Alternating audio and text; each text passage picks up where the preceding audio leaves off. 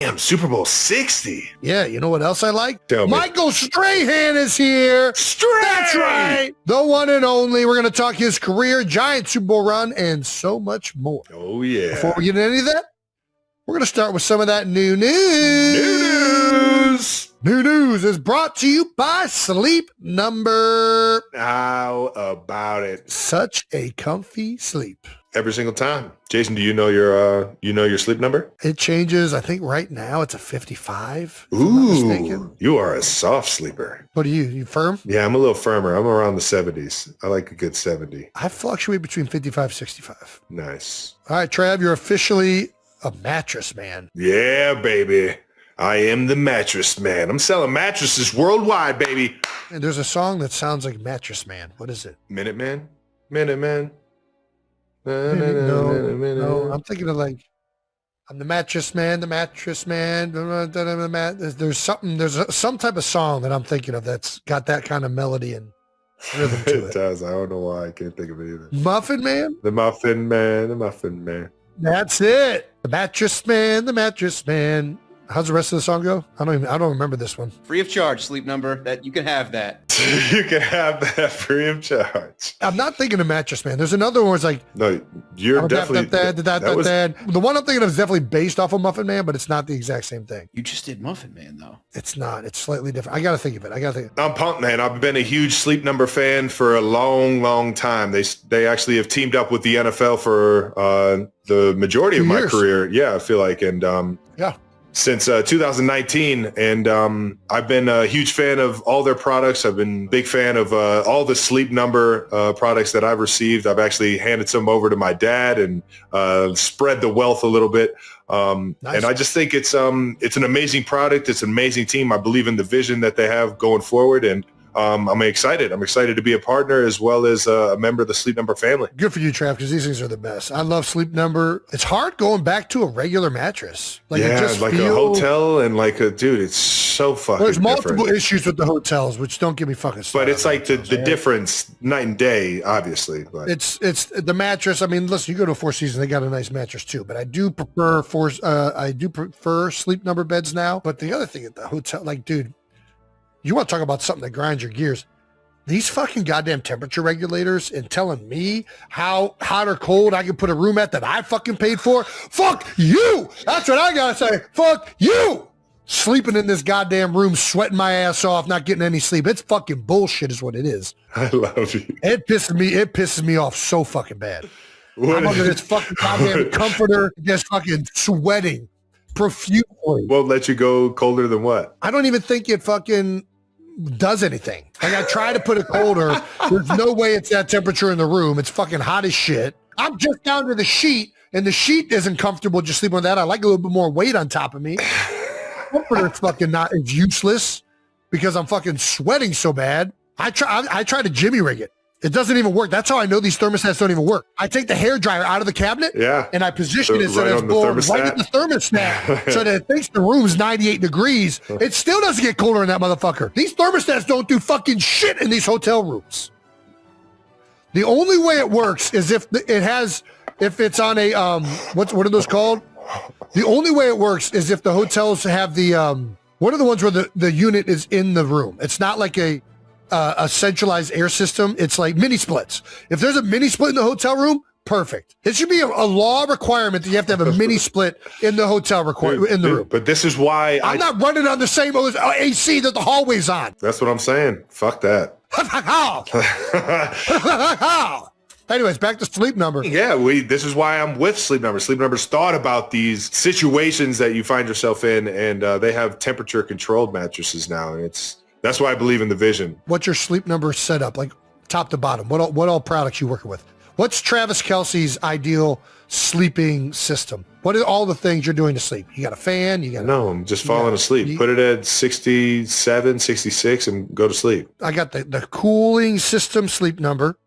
I got my Sleep Number set up at, I think it's either 55 or 60. I can't remember it honestly off the top of my head. But then you ever heard of Chili Pad? Of course. You put that thing over top, cool that thing down. Then I got the comforter on top of that. Then I got a fan blowing wind on my face. And I am just in bliss. Nice. What kind of sleep position you go in? Are you a side? You a back? You a stomach? You know, when I was younger, I used to be a stomach sleeper. I used to sleep on the Nice. stomach, but now I'm just lay on my back and just pass the fuck out. Yeah, sleeping like Dolly Parton now. I get it. It's harder to sleep on your stomach.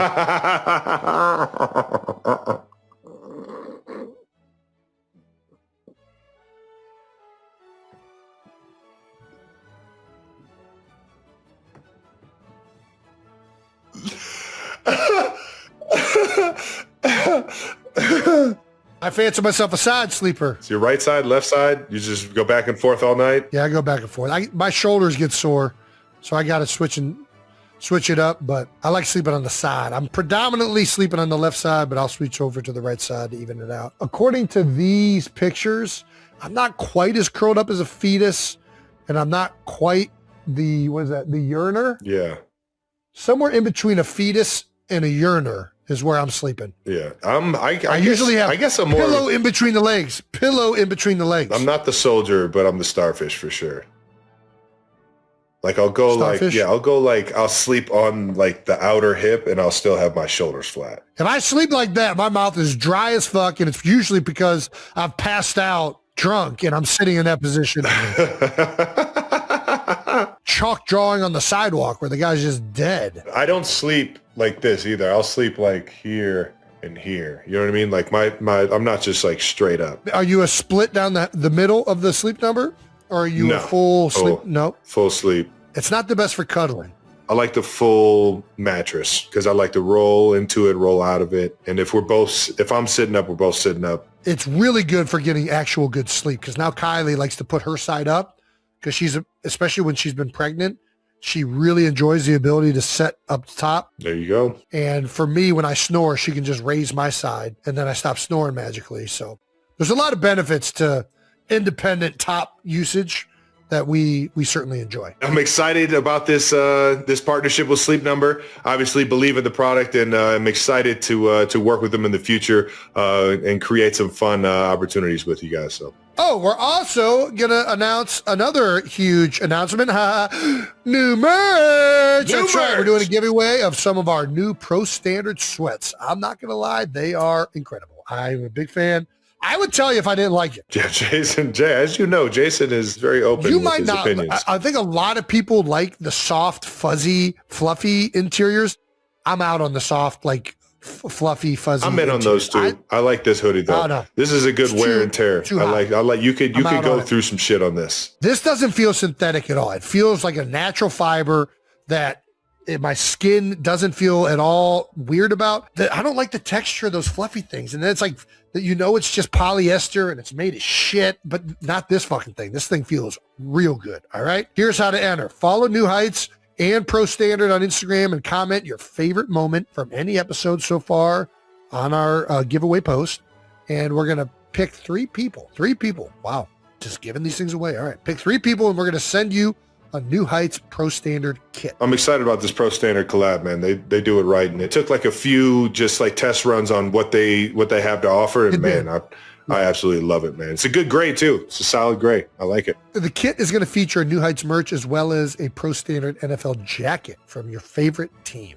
That's awesome. Make sure you guys check out this new merch and make sure you guys enter to win the kit that features the New Heights and Pro Standard merch. And that about wraps up new news, which is brought to you by Sleep Number, my new exciting part. All right, let's get into some bold topics brought to you by Intuit TurboTax. I say we do it. Jason, you want to do the honors? All righty, our guest today is a 6'5" defensive end from Texas Southern University. He is a 7-time Pro Bowler, 6-time All-Pro, 2001 Defensive Player of the Year, 2-time Emmy winner, a Peabody Award winner, a Super Bowl champion, and a member of the Pro and College Football Hall of Fame. Damn! You know him from $100,000 Pyramid, Good Morning America, Fox NFL Sunday. He's literally been to space. He is still the record holder for the most sacks in a 16-game season. 92 minutes. Please welcome Michael Strahan. I ain't gonna lie, man. That was the best introduction I've ever had. Come on now. Let's go, baby. I've ever had. And honestly, I didn't realize I did all that shit. That's the best part, man. When you got this many things, it's easy to forget. But man, you've been on some incredible things, Mike. Yeah, it's been fun, man. It's been fun. What's your favorite thing on that list right there? What's your most football, prized? Super Bowl. Yeah. It's always It's you know what? Player of the year, all that stuff, and Pro Bowls is great. But as you guys know, when you win a Super Bowl, it's like you can celebrate that together with the guys. And I'm still on a group chat with all the guys on the D-line. Every day, we're hitting each other up. It's either questions, memes, support each other, whatever, encourage each other, or just flat out cracking jokes on each other like we did in the locker room. So, hey, who's the biggest character in that group chat? Every group chat has one guy that's like really. It's just like, all right, here he goes again. Oh man, OC. You know how OC the trip? Because OC lives in London now. He does the NFL. He lives in London? He does the NFL broadcast. And I'm very, very proud of him because he's in London doing an NFL show. And he's won the equivalent of an Emmy in London for years ago for the show. So it's equivalent of somebody here in the U.S. winning an Emmy for cricket. We'd be like, what is that for? Yeah. So OC did amazing. But I've noticed every time I talk to him or I listen to him, all of a sudden he's got this deep English accent. I'm like, oh no, he went over there and just got a look. Just no, you went to Troy. You lived in Atlanta. No, man. Yeah. Well, he's the character. All the guys, the characters in their own right. That's great. I love that. Listen, the D-line is notorious for being the one room in the entire building that just has just one on top of another, just different lifestyles, different dudes, and just some of the funniest guys ever, man. I don't know if you spent a lot of time with Chris Jones, but he is one of my favorite people of all time. I guarantee you he would light up that group chat like no one else, man. But I tell you what, man, I got a chance to see Chris this season. We came to your guy when you guys played the Eagles and on the road. We were in Kansas City, and I got a chance to see Chris after the game. And I tell you what, man, I love the dude. I wish I could have played with him. I'm telling you, man. He's unblockable. And to knowing Spags' defense, because Spags helped me win a Super Bowl. Oh, yeah. I would love, I'd love to play with Chris. Let's get into it, man. I got to ask you, you already mentioned my guy, Coach Spags, man. He's one of my favorite guys. One, because it's so challenging. Obviously, we get to work with him throughout the year in the off seasons and in training camps and stuff like that. I get to experience what it feels like, the frustration of how much he has in that defensive playbook and everything. But he's also one of the best humans that I've ever met in my life. And off the field, on the field, he's one of the best motivators. Tell me, you got any good Spags stories that aren't out there from your days playing for him? Well, I would tell you, Spags is one of the nicest humans. His wife Maria, they bake cookies for the team. Oh yeah, I had some of the best limoncello I've ever had from the Spags household. Insane. But the thing is, the crazy thing is, I have no bad stories on him because he's such a good guy. But I will tell you this: my last year in the league, we start out 0-2. We gave up 80 points in 2 games against the Cowboys the first week, and then I think 45. Then we gave up 35 against Green Bay the second week. Damn. And Spags comes into the meeting room guys, you think you're going to show up in that meeting room, you're going to just let everybody have it. You're like, oh, yeah, we garbage. We're going to hear how garbage we are. Dude walks in and goes, hey, I want you guys to know, just trust what we're doing. Trust the defense. There's not one of you that I would trade for anybody else out there in the league. Now, I know he was lying. Yeah, of course. But I had a few guys, I'm like, Coach, I got right there. No. But he made us believe in, like, okay, you stick with him. Believe in the system. Believe in this dude. Believe in each other. And we just turned it around, man. And all that, I contribute all that to Spags and making us feel good when we should have. Most coaches make you feel bad. I do got to ask you, because one of the things that stands out with Spags is his blitzes, right? He can give it from every single direction, zero, zone blitz, man pressures, games, all that stuff. But I know as a defensive lineman, that's not always what y'all want to do, right? Especially when you're the great Michael Strahan, sack leader.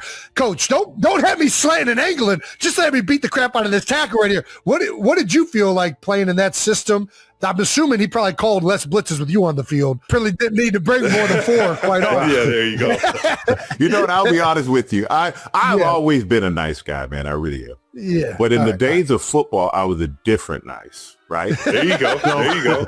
You know, we all have a switch. We're nice guys. People know we're nice. But it's the switch. Like I get out there and I'm a whole different thing. Got to be. After the survival. I got guys like you too. You're trying to kill me. I got to survive, right? Yeah. So yeah. I hated the slants and stuff wasn't my thing, but I would do whatever. But don't make me drop. Yeah. Oh, Even though I do have a few picks in my career, one against Washington the other day for a touchdown. But don't make me drop. Why you dropping the best pass rushers and you got these little light in the ass dudes running in there getting rejected from the club? I mean, dudes are getting thrown out of there like, yo, don't come in the club with fake IDs. Yeah, but I just didn't like dropping. I love pass rushing. You know what I love most though? I love playing the run more than I love playing the pass. Really? That's surprising. Absolutely. I don't hear a lot of DNs say that. Why do you say that? Just because it was more like toughness, more like inserting your will? Like what is it? 100%. And I felt like it was toughness. It was inserting your will. It was literally, I can take the life out of a guy. I look in your eye and I can see if you wanted to be there or not. And that was important to me. I wanted to look in your soul. I wanted to take your soul. And I was going to just go every play. I just looked at it like this. You and me, every play. I ain't going to quit. Let's see what you going to do. And when we turn on that tape tomorrow and we watching it, I will not be embarrassed in front of my teammate.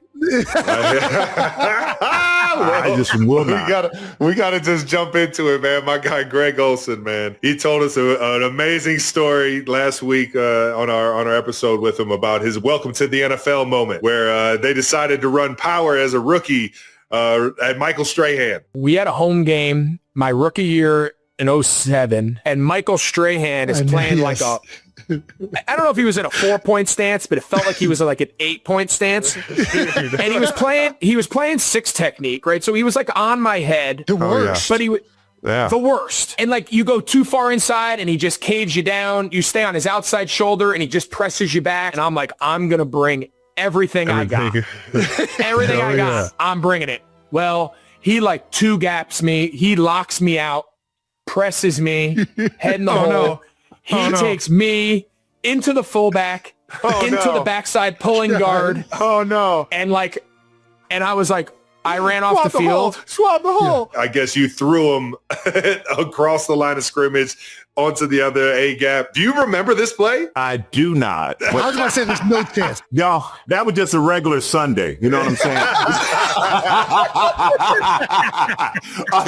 I don't remember the play, but I did have this thing where my first coach in the league, Earl Leggett, rest in peace, Earl Leggett. He was Howie Coach's coach with the Raiders back in the day, and that's why Howie and I have always been so tight. But Earl, man, he worked us more than anybody. I couldn't survive more than 2 or 3 years in the league without him because he taught me technique that lasted my whole career. And I just couldn't rely on being athletic. But Earl had this thing. He said, if any tight end in this league blocks you, son, you should be ashamed of yourself. So anytime I saw a tight end, it was like, I'm going to literally, I got to kill you. Like I got to murder you right now. I cannot. I got to watch the coach. And Earl would talk bad to you. Oh, he talked so bad to you. Oh, Kirk, you got to fight him. I can't go out there. I'm too old to fight for you, son. He would say some other things I cannot say on this podcast that get me in trouble. I love some good old ball coach, man. It literally made every tight end I lined up against made me like salivate because I knew I had to embarrass him. I couldn't be dealt with like that. But I'm glad Greg remembered it. That's what's important. There you go. That's right. Yeah. But I love Greg. He's the best too, by the way. Oh, the best. You know it. Yeah. That's too funny, man. I had to ask you about it. We mentioned earlier that you're the sack leader for 16 games. You made the comment, obviously congratulated Myles Garrett and gave him his flowers because that unbelievable feat that he accomplished as well, being the sack leader for 17 games. But have you heard the claim that that Bubba Baker, Al Bubba Baker, actually has the sack record from his rookie season in 1978? Okay, I dispute that. My question is, what would Michael Strahan be doing to an offensive lineman in 1978? Oh, man. Well, at 7 years old, I'd be getting out there getting beat up. But you know what? He might. They didn't keep the records until later, which reason I disputed is not for myself. When I was coming up, man, one thing that I loved It's that guys I admired, like Bruce Smith, Reggie White, Chris Dolman, Dexter Manley, Charles Mann. Every time I got a chance to meet these guys, they like took me under the wing and was really great to me, man. I couldn't believe it. But the one guy, the older of all of them, was Deacon Jones. Deacon Jones, man. That head slap, baby. Look out. Exactly. And my ears are ringing right now. When you said his name, my ears rung. It was crazy. Deacon swore to me he had 100 sacks in the season. I'm telling you, Dude. he swore he had 100 sacks, man. Oh, that's fucking ridiculous, man. He swore by it. He's basically like, I don't even know what the debate is. I had 100 once. Sometimes talking to those old school football guys, man, is just the fucking best, man. Oh yeah, and, even Bruce Smith is one of my favorites, and like my brother, man. And Bruce really took me on this wing. Played a lot of golf with Bruce, and just spent a lot of time with him. And Bruce orchestrated the 100 sack club. So at the Super Bowl, you get like all the guys who have at least 100 sacks get together. And so Bruce gets in front of the room and Bruce goes, hey, I'm glad everybody showed up at the 100 sack club and everything else. I was going to do a 200 sack club, but I didn't want to be here by myself. It only took you 25 years. We didn't want to play that long, damn it. Right. That's too funny. You're naming all these greats. I got to know, what's your Mount Rushmore of sack leaders? Ooh. Like Mount Rushmore of defensive linemen getting after the quarterback. Jeez. I mean, there were interior guys and there were outside guys. Let's say outside guys. Outside guys, I would say Bruce Smith. I would say Reggie White. I would say Myles Garrett. Yeah. Man. Put yourself on if you want. Feel free. You know what? I'll put myself, honestly, in the top 2 or 3 of all around defensive ends ever to play the game. Because I played the run as well as I played the pass. It wasn't like hit a running back if he happens to have the ball on the way to the quarterback. So I'll put myself in that realm. But as far as my whole thing is, I started football late, man. I mean, I played 1 year in high school. I lived in Germany. I wasn't playing football. So you were in Germany all the way up until you were 18? Yeah, 17. And so I came over and played 1 year. My dad was like, going to get a scholarship. And I think if you don't tell your kids what they can't do, they could do anything. And my dad acted like it was guaranteed. You're going to get a scholarship. Next thing you know, I get one scholarship, the Texas Southern University. I was like, Dad, I don't know. He's like, what don't you know? It's free. That's where you go. And then he's like, when you make it to the pros and when you do this and when you do that. So my dad was always that win, not an if guy, which was important. Like I do that with my kids, like win. Never if, never give doubt. So I came to the Giants. I mean, I was at TSU, man. I was just basically relying on athletic ability, just running and working until a guy got tired and then I'd make plays. But I had no first 3 or 4 years. I didn't know the game of football. You know, I was always behind. So I always wonder what it would have been like had I had the opportunity to like learn football at the earlier age. But I'm kind of glad I didn't because it always made me interested. Always. I'm always interested in football now. Like I watch stuff now. I'm still interested in the game. I didn't beat myself up. I feel better now than I felt when I retired. So that's amazing. Yeah, I got lucky. I got really lucky. That's awesome, man. When you came over, when you were 17, 18, I believe you were with Art Strahan, right? Your uncle? Oh, my uncle. Yeah. I stayed with my uncle. He played a little bit in the league, right? Did you learn like at least the basics and understanding, you know, the old put your forehead right through the chin or Did I? Man, I came over to stay with my uncle. I didn't know, really, I was green. If there was a color deepest green you could find, that was how green I was.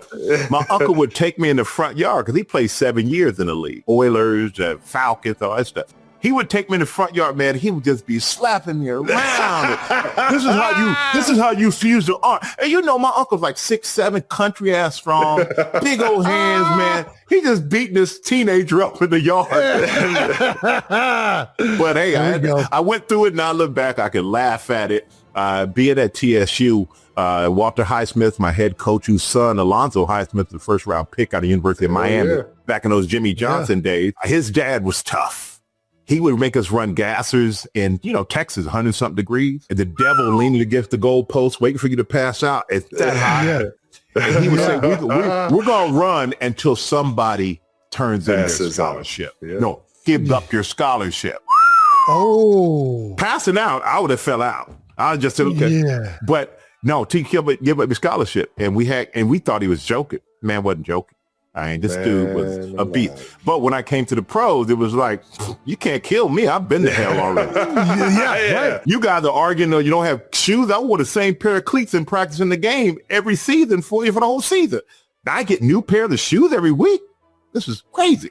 You are bringing up something. No, but this is something I've thought about where, there's so much sports science and like load managements and like stuff now where I feel like if you've never pushed yourself to the extremes, how do you really know how far you can go? Yeah. Right. And 100%, when I went to college, I used to think I knew what hard work was. And then a guy put me through a workout in the weight room, Jordan Roth, and I couldn't even lift my shoulders above my hands above my shoulders by the end of it, one of those workouts. And I was like, bro, what is this? I've never worked hard in my life. I thought I was working hard. I don't know what hard work was. I think that's so important for young players, or even something you got to work out as an adult too. You got to push yourself, man, right? And the harder I found it, I pushed myself playing football, the easier the game became. The more I studied, the easier the game became. I would be the last one to get my stance because I'm just looking at formations going, I know they ain't going to run this way or they're only going to be able to do this out of that. Like you knew, and as you got older, if you really paid attention, became the student, the game slowed down and became easier. But you got to work at it. And the harder I've worked in sports, like now, everybody goes, you work so hard, you're here, you're there. I'm like, you don't understand what hard work was. When you're in training camp and you guys know 2-a-days and you got to put those wet pads that are still wet from the day before on and run into somebody who you don't want to feel like running into again and fighting for the next 2 hours. You're laying on the ground to stretch and it's still got that cold morning dew on it. Oh, yeah. Yeah. You can't think about you trying to peel yourself out of the bed. That's hard work. Talking for a living. No. If I knew it was this good, I'd have done it a long time ago. That is so good. So perfect. Thank you to our presenting sponsor, Xfinity. Xfinity is a proud partner of Team USA for the upcoming Olympic Winter Games. Let's go, baby. I'm pumped to watch Team USA crush it as always. As always. I love seeing them every time I get a chance. One of the great regrets of being a football player is you don't get to represent your country. The Olympics are incredible. So happy to see Xfinity is sponsoring this segment and the Team USA Winter Olympics group going over to Italy. I can't wait to see them all lock in every single sport, every single event. Did you know that Xfinity can guarantee that your internet price will stay the same for 5 years? I did not know that. That is pretty awesome. Okay, one price for 5 whole years. Guaranteed no contracts or commitments. That's a pretty good deal, Trev. Man, I wonder if they could help us lock in on an event or a sport specifically to maybe get to the Olympics and be on Team USA one day. Well, if we're going winter, I tried curling recently, and I don't think we can do that. All right. I tried bobsledding. They said I had some potential. We'll have to see about that. Xfinity, imagine that. Proud partner of Team USA. Restrictions apply. Select plans only.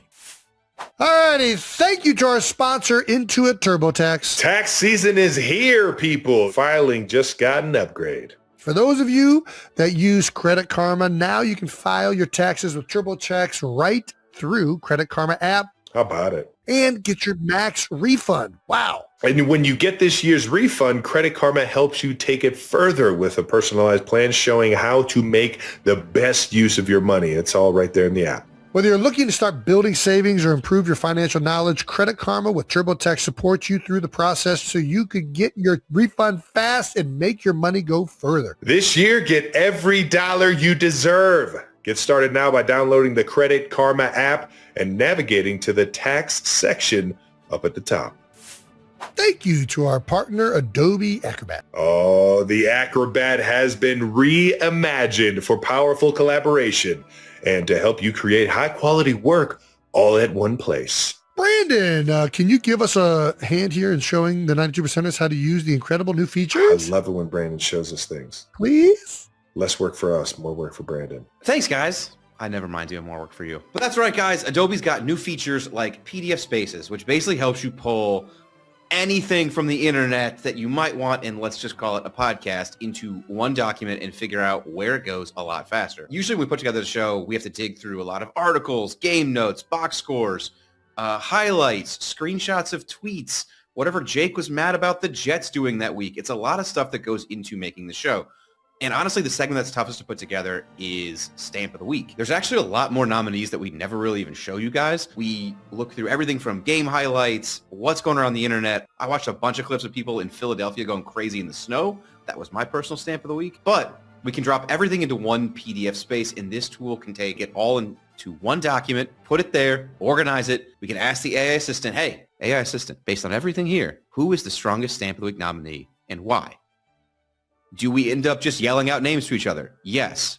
But before that, we can actually have some kind of plan of attack. Well, I think you, intern Brandon, you're the best intern a podcast could ever ask. Faster prep and better picks so we can get more done together. That's right. Learn more at adobe.com/do-that-with-Acrobat. All right. Before we touch on the more of your career, Mike, we want to talk. It's Championship Sunday.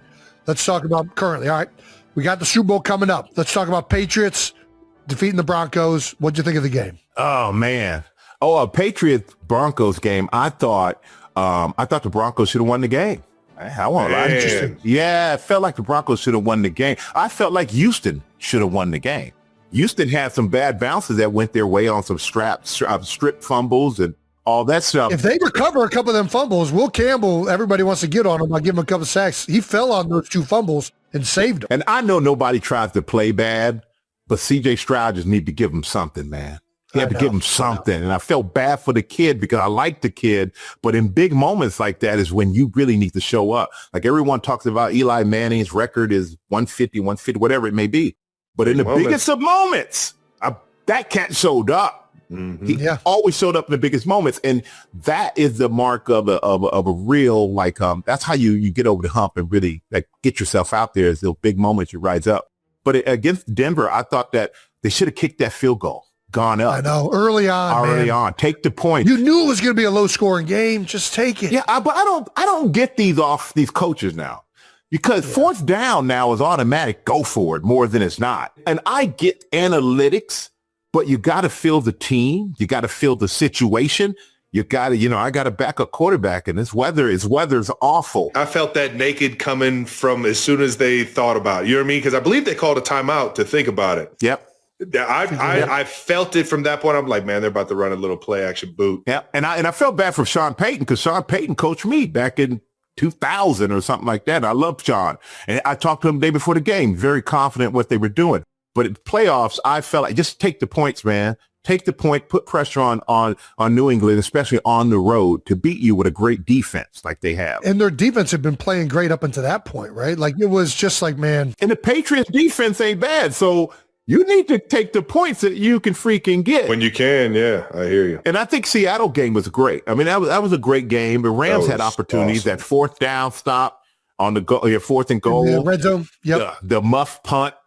That really was kind of big turning point of the game, even though the Rams came right down and answered. But I'm happy for Sam Darnold. So happy for that dude, man. Yeah, I played in New York. It's hard, man. And he comes in here, the 3rd overall pick, doesn't go well, gets beat down mentally, physically, and then 5 teams in 8 years, and everyone thinks he's washed. And then he goes to Minnesota, plays well last year, but then they get beat in the playoffs, and they're like, he's done. This guy can't play. Why Seattle pay him all this money? Well, now you see why. I mean, it's been awesome to see the resurgence and see him answer the critics again. Like you're always rooting for the guys that have been down and out, and to answer that. His ability to take that heat from everybody and still be the calm, cool, collected cat that he is, the confident guy he is in his abilities, man. I've always been a big fan of his, man.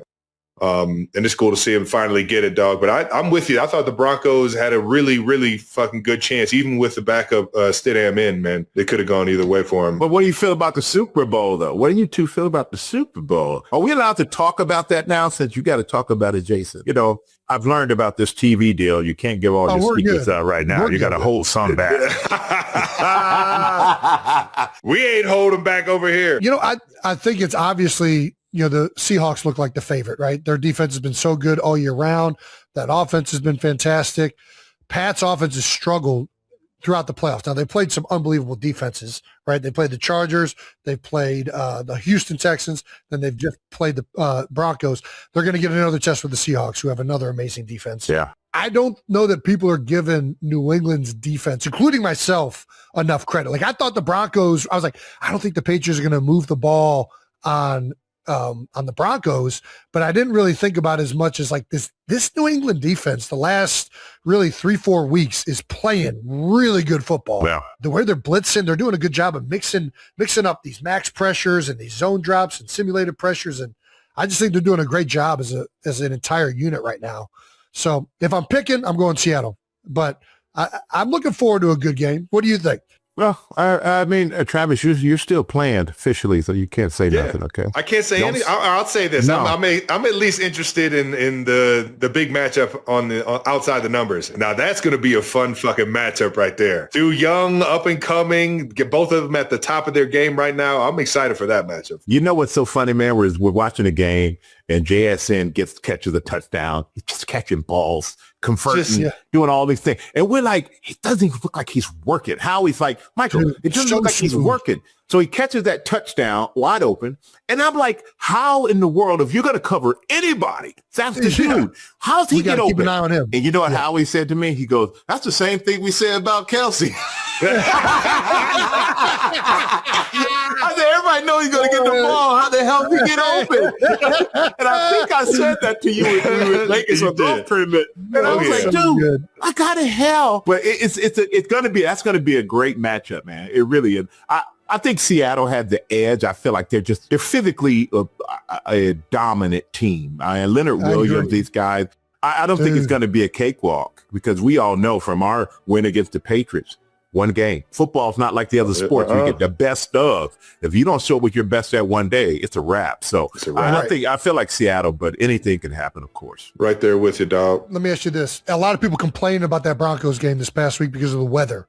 Where do you stand on snow games? That's fun. What are you talking about? Are you kidding me? The elements. I knew you'd be in it. You were a real one, man. I know it. You know what? I was like, man, when you hit somebody, you just slide. Well, you know what? It's just so good. Now, if you would have asked me, how is it to be like 25 degrees and raining? That's when I'm out there looking, going, ooh, when is this over?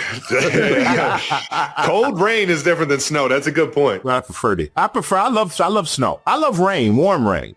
Probably my favorite thing of all. Oh, interesting. I like sitting outside in the rain. I don't know why I just said that, but I do. All right, let's go. All right. Are you like in the rain or are you covered? No, I like being undercover. Garage open. The smell of rain. Yeah, garage open. I like that. I thought you just walking out there with sitting in the rain. I'm staying in the rain. I'm like, it seems like it's something that just needs a little deeper discussion in a private setting with somebody called a therapist. That's too good, man. All right, let's throw it back to when you were in the Super Bowl, man. Did the 2007 Giants have the hardest path to the Super Bowl ever? Ever? Yeah. Yeah. You know what? I probably would say yeah. I mean, we were a 6 seed. We had to go to Tampa. Wasn't too worried about Tampa. Had to go through John Gruden and the Bucks. Then once we went to Dallas, I ain't gonna lie to you. All my stomp you out speeches, if you look chronologically, I was like, stomp them out. Dude, they're talking all kinds of crazy. We got to Dallas. I'm like, yo, it's been a pleasure playing with you guys. But in my head, I'm like, this could be it. This could be it. 15 years, I'm done with nothing. And so because they were stacked, man. And then we go to Green Bay, and you're in Green Bay, and all your like the history. They're like brainwashing you on TV, and you're sitting in your hotel room, and it was so cold that you had a cup of warm water, and you threw it up, and it just turned into like dust. That's crazy.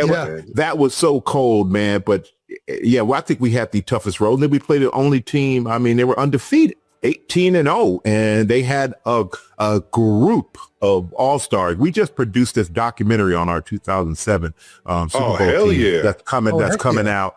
And I was watching a cut the other day, and I was watching with a friend of mine, and he go, Randy Moss, Tom Brady, Brewski, Sayal, Rodney Harris. He just started naming all these guys. And I'm like, yeah, this team they were beyond the reason they were undefeated. Yeah. Yeah, they were beyond. So, yeah, I think we had the hardest path. And thank God we won so I could retire. Went out on top, baby. What's the thing you remember most from the run? When we bonded as a team, we went to London. We went to London to play the Dolphins. And they hadn't won a game. I think they lost every game that year. And we were like, we can't be the team they beat, especially overseas. So we go to London. We end up beating the Dolphins. And I hosted, I set up a party because, I was the oldest guy there. I wanted the old guy, but I wanted to make sure I look out for the young guys. And to me, the best way, make sure we're all together. Not this guy over here and gone over there, especially in Europe. Half these guys never been out of wherever the heck they were born. So we had the best after party. Plaxico Burks, like Michael, I haven't had that much fun since college. Like hell yeah. Guys slam dancing. Next thing you know, shirts are off. If you would have walked in there at the wrong time, you probably would have thought it was some other kind of party because you catch them naked, basically running to each other. Y'all getting a little too hype up in here, but we had the best time. But it was just like that bonding, and we got to the point of where we just didn't want to let each other down. I think we won because we didn't want to let each other down and disappoint each other. And we just weren't ready to go home. You know what I'm saying? We're not ready for this brotherhood to end. Yeah, when Tyree caught the ball off the helmet, even before they threw the touchdown to Plaxico, I realized we were going to win the game because I'm like, there's no way you catch like that and the story doesn't have a great ending. I hear you on that, man. It just feels like it's so right. Did you guys think any type of way when you heard that Romo went on vacation? Oh, no. Was there any discussions? No. No, I think what got us, and it's in the doc, Jerry gave the team, each player, their 2 tickets to the next game, NFC Championship game. He had already given those guys their tickets to the NFC Championship game. Like, the Giants are done. Yeah. So here are your tickets already. So we made sure that those tickets were invalid. Bulletin board material for you. Yeah, exactly. Let's keep it in the Giants world. What do you think of the Harbaugh hire? I love it. I think it brings credibility, accountability, and accountability to the team. I just love the fact that he's an established coach. I think the second he walks in the door, he's getting respect. Immediately. I think he has a nice young nucleus of players. Dart, I think, could be good. Just got to teach him to get the hell down and stop taking hits. Scatterboo. Scatterboo, I thought, would probably get knocked out before he got hurt in the way he got hurt. Because I'm like, dude, you can't run like this and have a long career. You got to learn to pick your battles. And then once you can't knock out a guy like that, you know that. You can't knock a guy out like he's just unknockoutable. You get in a fight with him, you just got to leave the fight. If he was knocked out, we would just never know. We'd never know. He's one of those dudes. You ask him what day it is before a concussion, he doesn't know. Exactly. Is he concussed? No, that's how he is always. Don't worry about it. Every day is Sunday. He says this all the time. Every day is Sunday. But I love it that he brought a lot of energy. He and Dart brought a lot of energy, a lot of swag for these young guys. We haven't had that with the Giants. It's always been like conservative type stuff. But I love we got a good defensive nucleus, I think, and just some pieces here and there. But I love Harbaugh because of the credibility, man, the respect that he's going to demand, and the accountability, because can't get away with some of that stuff. I think some of the guys were getting away with from what I've heard over there. I think he's going to make guys more accountable for their actions and make sure that they focus on playing the game of football, which is what it's all about. That's how you make your living. Focus on it. That's right. Heck yeah. I got to ask you, this Super Bowl coming up, is there anybody in the game in the trenches that you're looking forward to watching?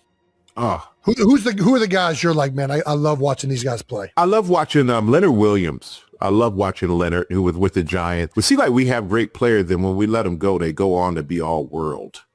Yeah. I mean, Leonard. I'll tell you this. Everybody in Philadelphia knew how good Leonard Williams was. I can tell you that, man. I thought you were going to say Saquon. I was about to just slap. Well, that one too. But but Leonard is a beast of a player. So I love watching Leonard. I like watching D-line battles because, that's what those trenches is where I live. So anytime I see a quarterback back there just bouncing up and down, no pressure, I'm pissed. I ain't gonna lie to you. I'm so pissed. Yeah. I'm like, dude. And when I see guys running there and just go straight into a guy and they just hold on to each other and dance, I'm pissed. Like, dude, look like you're trying to get there. You don't have to get a sack, but pressure making them feel your presence could be a disruptor. And there are times, man, I wake up and I'm like, one time, I ain't gonna lie to you, about 2 years ago, maybe even less. I'm like, man, screw this. I'm coming back, man. No way. Phillip Rivers decided. I'm like, I'm coming back. Come on. Man, my body feels good and ain't really no surgeries, nothing. I'm good. You could give them a good 4 or 5 games, huh? Well, just a quick 4 or 5. I did one workout and I changed my mind. It made me realize, oh hell no, that ain't happening. I'm past that's done. Nope. Now I just Google me. There you go. Yeah. Go on YouTube. Look it up. As an all-time great pass rusher, what would you say if somebody was going to say, like, how do you rush a passer? What's the art? What are your keys to getting after a quarterback, to beating the offensive tackle? I always tell people pass rushing is about athletic ability and all it is, but it's like chess to me. That's why I love doing it. Is I was known as a bull rusher. You go back and watch me and John Runyon. It was like, bro, I have seen those clips over and over again. I love it. It's epic. Yeah. But But I had to have strategy against him because that was the strongest. Once he put them hands on you, I might as well just stay into the next play. But I learned, and I used to do it to everybody. I know when you watch film, and I self-scout, I watch myself to see. But I know guys expect me to bull rush. So you know what I do? Bull rush the shit out of you. First 3 rushes. Yeah. The first 3 rushes. Up the field, first step, second step, plant, turn, head in the chest, lock out, and don't stop your feet. Don't press and then start a run. Nope, right through you the whole way. I don't even want to sack. I just want to make you hop and get back in your quarterback's face. And then after I do that, I'll look at you and go, hey, a little bit stronger than it looks on tape, huh? Like you thought you were going to stop that. You knew it was coming and you couldn't stop it. So I hit you with that 3-4 times. I ain't worried about a sack at that point. Then big down comes up. I run up, plant, give you that same look. If you're a big dude, you don't want to get pushed back. So you squat and you lean, and then I chop you and come across the out round. Then I beat you. I make the play. And then in your head, you're like, oh, my God, push me back. He beat me to the outside. Next time I come up, I give you that fake power to outside move. Then I'll give you a power. Then I give you another fake outside and power to outside move. And then need another big play, give you the fake power to outside, make you think I'm going outside and club you come inside. Oh. Now I beat you straight over you. I beat you outside. I beat you inside. And then I look in your eye and I see you don't want no more because you don't know what's coming. That was to me the strategy and the psychology of football. But I didn't talk much unless you talk to me. Oh, and that reminds me, Greg Olsen play. I do remember that play. Olin Cruz, the center. Oh, yeah. He had pissed me off. He had pissed me off. I remember that. What did you cut you? He cut you on a TV or something like that? He did something. And he was talking, and I took it out on Greg. I do remember I was pissed.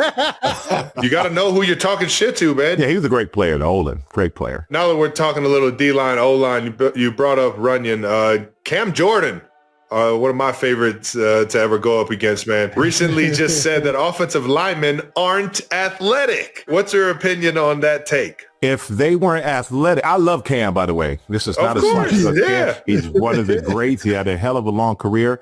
But if they weren't that athletic, Cam would be like Deacon Jones that had 100 sacks in a year. First of all, and I wish people at home who really love the game could get a chance to come down and watch some plays from the sideline to see how big, strong, and fast these big dudes are. And footwork. I mean, these dudes are athletes. Jordan Mailata? You want to talk about Google somebody. Google Jordan Mailata back when he was playing rugby. And you know what's so funny between Jordan and Lane, when we do a lot of Eagles games, obviously, and in person, and I always look at Howie and I say, yeah, man, I wish I'd give him a run for that money. Howie looks at me, he's like, Michael. And in my mind, I would give them a run for their money. But then I'm watching them abuse everybody else, but I'm different. Right. Well, you were different. You were different. Nah, dude. You know what's so funny? I literally laugh. I don't remember. I know I play football and all that stuff and the accolades, and you guys bring that stuff up. But it's so funny that it's very hard for me to even consider myself to even be like a great football player, or, people go, oh, you're a legend, Hall of Fame. It's like, yeah, it's kind of weird to me because I played for respect. That's all I and I guess the respect comes from those type of things. But I played when you're young, you're like, okay, I want to be respected, but I want to make some money, Yeah. But then after a while, you realize making money is not enough to keep you playing a game that's so hard. Yeah. And it's great, but I wanted respect. I wanted that, and I got that, but it still feels weird to me for all that stuff. I don't know. I feel uncomfortable with it, man. It's weird. You got the respect out of everyone, and I think that's the reason you got all. True. Yeah, they're showing you that respect by telling you you're one of the greatest to ever play, man. Well, I appreciate that, and me saying that. And I feel like I need one of those therapy sessions when Jason's done with his. I'm up next. It's all good. No, listen, straight. You got to figure it out. You already know. You got it all figured out, baby. It's been fun to not only watch you dominate in the NFL, but dominate the afterlife of NFL, man. And you paved the way for a lot of us in that regard too, and gained that respect for a lot of NFL guys trying to kind of walk that path after the game's over for them, man. Well, I appreciate it, and I gotta say, Jason, you're doing a great job with it, and Travis, I'm not even gonna get into what you're gonna do, but you're gonna be great as well. You both are great with this podcast, which is incredible. And and the one thing that I know, and everybody tries to give everybody advice, and I'm not trying to give you advice here, but I just realized advice from you, Stray. You know that. At some point, you never put on another helmet, you never put on another pair of shoulder pads, you never slide those pants on with the knee pads and the thigh pads, you never tape your wrist again. It's final. There is no big three in the NFL. There is no other league. So I realized for me, after 15 years, I'd done everything. There was no way that I was going to cry at a press conference in my retirement because I knew I put everything I had into it. And as long as you know that final, you'll never do it again, then great. That's how I looked at my career. And everything that came after is kind of happened on accident from working hard and enjoying what I'm doing and just having fun. Good things seem to happen. But yeah, man, it's you guys are crushing it and everything that you do. I'm happy you invited me on to do this because I've been watching all these podcasts going, damn, when do I get it invited? Come on now. You've been at the top of the list, baby. One more thing I got to say, though, for people out there watching, it's about character, okay? Both of you have character. You're raised right, okay? And Jason, every time I seen you, you've been the nicest, and your wife and everything that you guys, you've always been great. And Travis, you may not remember, and you probably do remember, but it said a lot to me. And I tell a guy I was talking to Howie about this with you the other day, is I was at the airport and I get out the car and you coming across you got out of your car you're already in to come over and say what's up, which I didn't even know you were there. And most people sit in that car and be like, nah, man, let it go. I ain't go. But it's like little things like that show character. And I always appreciated that from both of you guys, man. And like little things like that you think nobody's really paying attention to really mean a lot to a lot of people. And I'm always here for you guys if you guys ever need anything. And I'm not saying that like we done podcasting. Let's keep on going. I'm sorry. No, we're gonna keep going. I appreciate that. Means a lot. And I still got to take you out for some of that golf down there in Florida, man. Man, you know I got you. I remember that. I haven't forgot any of that. Florida, Bahamas, I got you covered. There we go. You were kind of talking on the retirement talk, and obviously I'm juggling it all right now. Did you know going in? It sounds like you kind of knew going into that 2007 season that was the last hurrah. I kind of felt like it, but I will say, had we lost to the Patriots, I really would have strongly considered coming back. I really would have, because it's been like, man, this close, almost feel like I got to get it one more run. And I'm glad, trust me, I'm glad we won, because that was kind of like, okay, what else am I trying to prove? My body feels good. I've won every individual award. Now I've won the ultimate award, which is the Super Bowl with my team. So there's nothing else for me to accomplish. And I had a deal already signed with Fox, just had the deal in the drawer. Nobody knew about it. So, and so I knew I had a gig after that. And so I was able to kind of ride out into the sunset on my own terms, which is very hard because most people, they don't get to end their careers the way they want to end it. So whenever you have that opportunity, man, you're blessed. And so I realized I didn't want to stick around and be on the team and I have my heart wholeheartedly into the game. and just stick around for what, a paycheck? Stick around so one of these young guys can go, hey, I remember when you used to be. And I'm like, shit, I'm still here. What you talking about used to be? Yeah, man, I kind of went into it with the idea that was going to be it. And I also went into it with the attitude that I don't care about a Pro Bowl. I don't care about sacks. I don't care about nothing. I just want to have fun with the guys for once. How about it, man? Because a lot of the other years, man, the other 14, I'm so worried about winning and obsessed with if guys are on their game. And I started saying, hey, we're all grown. You got to be on your game. I could motivate in every way I can, but guys going to have to show up on their own. And they did, thank God. You mentioned you already had the Fox deal inked. At what point did you know you were going to go into broadcasting? Oh, man. I started just doing stuff because it was fun. Yeah. To be honest with you. Yeah. Hey, Mike, you want to do this? And back then they had a show called Best Damn Sports Show, period. Come on now. Come on. Yes. That was an incredible breeding ground to get your feet wet in television. And so I would go on it on a bye week. I would go and host a week of it. I signed a deal my last year or so where every Monday I would go sit in front of a camera and I would have to do the show every Monday, win or lose. I always showed up because, I signed up to do it. You show up regardless. But doing that show kind of gave me a vibe for broadcasting. Let me know I would like it. I did a Super Bowl for ESPN when I was still playing ABC. I did CBS. I did Fox. I did all the networks. And I didn't really know guys made a good living doing it, to be honest with you. I thought football was man, this is the best opportunity I'll ever have. That's the opportunity I ever have. And so broadcasting was never on my forefront of my life. And I'm very much like this. When I'm in something, you get everything from me. It's my primary. All the other secondary stuff, and I'll make it work, but I'm not affecting my primary gig. So broadcasting was just secondary to me. And I think I got a call from one of these network executives who asked me to go to breakfast with him. So I meet him at breakfast. And the first thing out of his mouth was, how much longer do you want to play football? I never thought about it. And that let me know, damn, they're looking at me to actually have a job and I'm done playing, commentating. And I went to Fox out of all the networks because it was the most fun. It was the most fun. And it's like I hang out with my teammates and we laugh and we joke and we have more fun off camera more than we have on camera, which we have a ton on camera. It's more about personalities.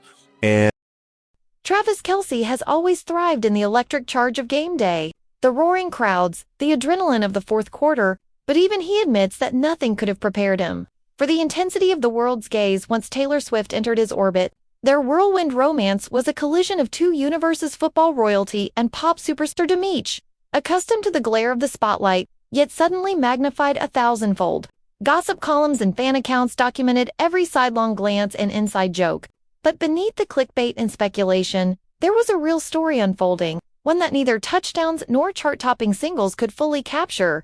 It's easy to assume celebrities live in a different world, immune to the ordinary hopes and dreams that tether most people to reality. But in a rare, unguarded moment on a widely streamed podcast, Travis Kelce peeled back the curtain just enough to let everyone see the truth. When asked not about his stats or Taylor's tour, but about his vision for the future, a future involving kids, chaos, and the messy, beautiful business of building a life together, he didn't hesitate. The way he spoke about family, about Sunday mornings, and the laughter echoing through halls wasn't just the stuff of carefully crafted PR statements. There was a vulnerability in his voice, an earnestness that even the most cynical listener couldn't ignore. You could almost picture it. The sun streaming through kitchen windows, the soundtrack a blend of Taylor's acoustic melodies and the slap of little feet on hardwood floors, the scent of pancakes in the air, and a football spiraling past a vase of fresh-cut flowers. Travis seemed to relish the idea of noise, of joyful disorder, of a home that was always a little too loud and a little too full, a direct nod to his own childhood, where the love of competition and camaraderie with his brother Jason forged bonds that even years of fame couldn't erode. The hosts pressed, eager for juicy details, but what emerged was something softer, more substantial. Travis laughed, recalling conversations with Taylor about the logistics of raising a family while balancing global tours and championship seasons. He admitted it wouldn't be easy, that the demands of their careers weren't going anywhere, but there was a quiet confidence in his words. He described a partnership that was rooted in mutual respect, in the willingness to show up for each other regardless of the headlines. The sparkle in his eyes as he spoke of Taylor's own closeness with her family, her joy around children, hinted at discussions held in private, away from prying eyes and paparazzi lenses. The internet, predictably, exploded. Armchair analysts dissected every sentence. Swifties traded theories about hidden clues in recent lyrics. And fans everywhere imagined what a Kel Swift household might look like. Would their children inherit Taylor's knack for storytelling? Travis's athletic prowess or, perhaps, carve out entirely new paths? Social media filled with playful mock-ups, baby Chiefs jerseys customized with Swift Kels, toddler-sized guitars, miniature helmets side by side with sparkling microphones. Amid the memes and viral moments, a deeper resonance emerged. For all their fame, what captivated people most wasn't the glitz, but the relatable longing for something enduring: a family, a home, a sense of belonging that persists when the cameras are off. Travis's openness struck a chord, not just because of who he is, but because of how rare it is to see someone at the pinnacle of celebrity speak so candidly about wanting something so universal, yet so fragile. He didn't pretend it would be a fairy tale. He spoke about the inevitable challenges, the late nights and early mornings, the tension between public life and private dreams. Yet he returned, again and again, to the idea of presence. Whether their kids dreamed of catching passes in Arrowhead Stadium, belting out ballads in a sold-out arena, or simply finding joy in quieter passions, Travis insisted his role would be the same: cheering them on, loving them fiercely, teaching them to show up for each other. As the interview drew to a close, there was a sense that something had shifted, not just in the narrative of Travis and Taylor, but in the way their story echoed the hopes of so many watching from afar. Here were two people, defined for years by their accomplishments and accolades, daring to imagine a future built on the simple things: laughter, love, and the kind of everyday magic that outlasts any spotlight. The final words lingered long after the episode ended, a gentle reminder that the greatest teams, whether on the field, on the stage, or at the breakfast table, are built not on celebrity, but on trust, effort, and the willingness to dream together. For a moment, it didn't matter who was famous, who was trending, or how many records were broken. What mattered was the dream of building something real, something lasting, in a world that so often feels fleeting. And for anyone listening, that dream felt just a little bit closer, a little bit more possible, no matter who you are or where you come from.